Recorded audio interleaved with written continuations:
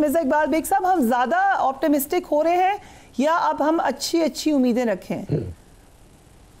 देखिए, जिस तरह की फरिया परफॉर्मेंस रही है उससे तो उम्मीदों की शमा रोशन हो चुकी है कि पाकिस्तान ने ऑस्ट्रेलिया में हराया और अब साउथ अफ्रीका में हराया। लेकिन चैंपियंस ट्रॉफी के जो मैचेस हैं वो पाकिस्तानी सरजमीन पर हैं। पाकिस्तान अपने 2 मैचेस पाकिस्तान में खेलेगा और 1 मैच भारत के खिलाफ दुबई में। अभी जो आप पैकेज चला रही थी वो कंफर्म हो गया है कि न्यूट्रल वेन्यू जो है वो दुबई होगा और दुबई में पाकिस्तान और भारत की टीमें 23 फरवरी को मध्य मुकाबले होंगी।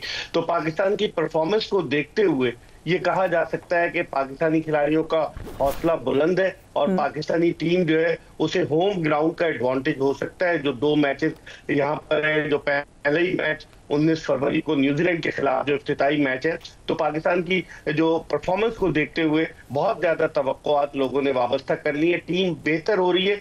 1-2 चीजें अगर दुरुस्त की जाए तो मैं समझता हूं कि इस टीम में पूरी अहलियत है कि ये फाइनल के लिए क्वालिफाई करे। इस पे एक शेर याद आ गया, अब तक दिल नादान को है तुझसे उम्मीदें, ये आखिरी शमे भी बुझाने के लिए आ, लेकिन आई होप कि ये हमारी शमे बुझे ना। कामरान अकमल साहब, तमाम मामला तय होने के बावजूद अभी तक चैंपियंस ट्रॉफी का शेड्यूल नहीं आया, क्या वजह हो सकती है? देखिए, वजह आपको पता ही है, बीसीसीआई की तरफ से, उनकी गवर्नमेंट की तरफ से जो शेड्यूल इतना लेट किया गया, हाइब्रिड मॉडल पे पाकिस्तान को कन्विंस किया गया करवाने पे चैंपियंस ट्रॉफी। लेकिन खैर, पाकिस्तान ने भी अपना केस बड़ा जबरदस्त लड़ा। चेयरमैन साहब ने स्टैंड लिया अपनी बात पे कि हम लोग हाइब्रिड मॉडल पे ये चैंपियंस ट्रॉफी होगी जो हम लोगों ने होस्ट करनी है, तो ऐसे फिर हिंदुस्तान को भी कुर्बानी देनी पड़ेगी। अगले 3 साल के लिए उन्होंने दी है, लेकिन मेरे ख्याल से इसमें कोई जीता नहीं, कोई हारा नहीं है। लेकिन मेरी नजर में जो हारे हैं इंडिया और पाकिस्तान के फैंस हारे हैं, जो अपनी टीमों को पाकिस्तान इंडिया का सबसे बड़ा मैच क्रिकेट का देखा जाता है, वो नहीं देख सकेंगे अगले 3 साल के लिए।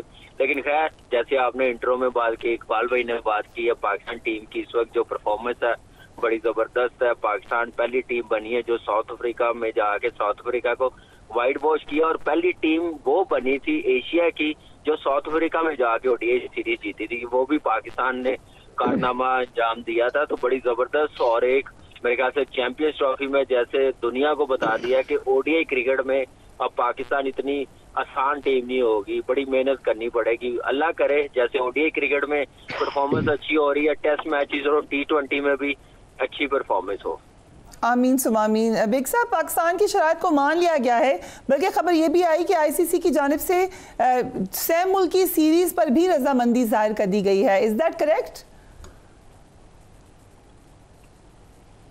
देखिए, आईसीसी को फरिया इख्तियार नहीं है क्योंकि ये बायलैटरल सीरीज होती है, मुमालिक तय करते हैं, 2 मुमालिक आपस में तय करते हैं। ये तो दिल के बहलाने को गालिब ये ख्याल अच्छा है कि उन्होंने एक प्रेस रिलीज में डाल दिया जिस पर भारतीय मीडिया बड़ा तिरमिरा है, और बात भी दुरुस्त है कि आईसीसी को ये नहीं, आईसीसी ने कहा हमें कोई एतराज नहीं होगा। अगर एतराज नहीं होगा तो सवाल ये पैदा होता है कि ऑफ शोर जाकर भारतीय क्रिकेट टीम तो कोई भी ट्रायल सीरीज नहीं खेल ली, तो क्या भारत तैयार होगा? लॉलीपॉप तो नहीं दे रहा भारत, जब तक रिटर्न में नहीं आएगा। मैं समझता हूँ कि पाकिस्तान की ठीक है जीत है कि पाकिस्तान ने उनसे मनवा लिया है कि 2024 से 2027 तक जो आईसीसी के इवेंट्स होंगे वो हाइब्रिड मॉडल पर खेले जाएंगे। लेकिन अभी भी एक हिच जो है वो बाकी है, वो ये है कि अगर पाकिस्तान 2026 के T20 वर्ल्ड कप के फाइनल में पहुंचता है तो क्या भारत इस बात पर तैयार होगा कि नरेंद्र मोदी स्टेडियम, जहां 1 लाख से ज्यादा तमाशाइयों के बैठने की गुंजाइश है, वहां होने के बजाय फाइनल जो है कोलंबो में कराया जाए?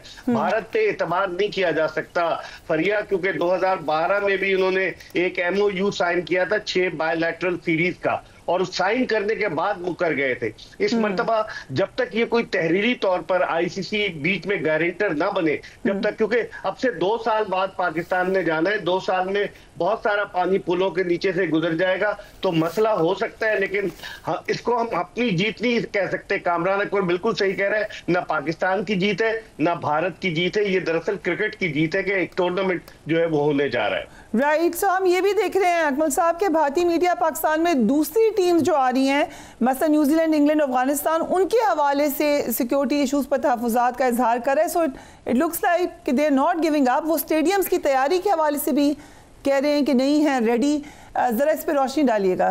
जी बिल्कुल, बड़ा जबरदस्त मेरे ख्याल से काम हो रहा है, बड़ी तेजी से काम हो रहा है। देखिए मीडिया मुझे आई डोंट नो क्यों ऐसे बातें कर रहा है कि पाकिस्तान में स्टेडियम रेडी नहीं है, दूसरी टीम इंडियन मीडिया का या इंडियन गवर्नमेंट का बना हाइब्रिड मॉडल पे करवाने पे मजीद मजाक ना बनाए, पॉजिटिव रिपोर्टिंग करे। मीडिया को चाहिए कि इंडिया पाकिस्तान का मैच है, मीडिया को तो खुशी मनानी चाहिए कि ये डिबेट मिल रही है, बातचीत करने का मौका मिल रहा है, एक दूसरे के मीडिया के साथ इंटरेक्शन होगा लोगों के साथ। तो ऐसे काम करने से कोई फायदा नहीं होगा, इससे मेरे ख्याल से क्रिकेट का नुकसान है, फैंस का नुकसान है। तो मेरा नहीं ख्याल कि ऐसी चीजें होनी चाहिए। और अच्छी चीज ये है कि पाकिस्तान टीम ने कन्विंस किया। देखे पहली बात तो ये 2012 में जो MOU साइन हुआ था, क्या उसकी कॉपी देखी है पाकिस्तान के मीडिया ने या हम लोगों ने जो हवाई बातें करके वो चले गए हैं? क्या वो ICC के पास रिकॉर्ड है? ये ICC ने ऑन टेबल बैठ के जो बातें की है एक सीरीज करवाने का, लेकिन इसमें मैं आपको बात बताऊं टेक्निकली ये दोनों बोर्ड्स की अंडरस्टैंडिंग के साथ होता है, इसमें ICC का कोई लेना देना नहीं होता कि वो कन्विंस करे, वो बात कर सकते हैं। ये दोनों बोर्ड्स एग्री होंगे तो ये सीरीज होगी, इसके अलावा ICC इसमें फोर्स नहीं कर सकता दोनों बोर्ड्स को कि आप खेलें। एग्जैक्टली यही बात जो बेग साहब ने अभी हमें बताई। बेग साहब ये भी बताइएगा कि अभी हम जो टीम है परफॉर्म अच्छा करी है, लेकिन चैंपियंस ट्रॉफी में आप कोई तब्दीली देखेंगे टीम के अंदर?